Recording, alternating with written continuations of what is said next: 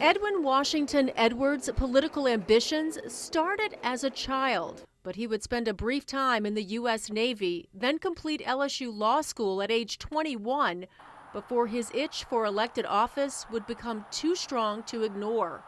He spent time on the Crowley City Council, the Louisiana State Senate, and in the U.S. House of Representatives, with his sights always set on the governor's mansion in Baton Rouge.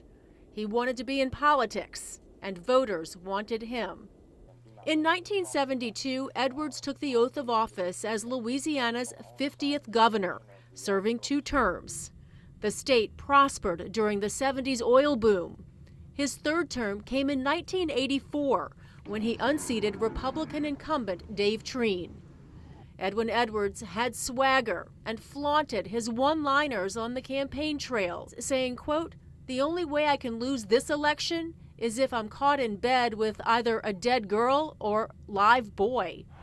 In 1985, he scored an even bigger touchdown.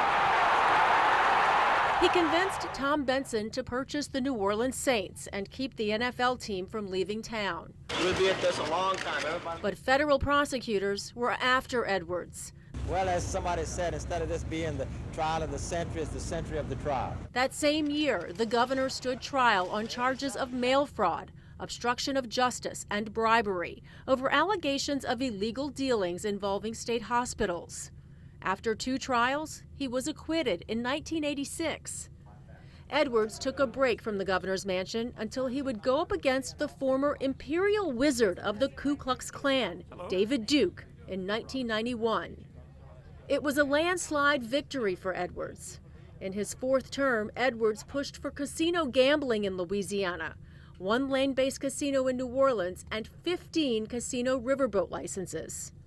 But the rise of gambling would lead to the governor's fall. 2 years after leaving office, the feds indicted him again for racketeering, along with his son Stephen, for extorting millions of dollars from businesses seeking to win lucrative riverboat casino licenses in Louisiana. Edwards always insisted he was innocent.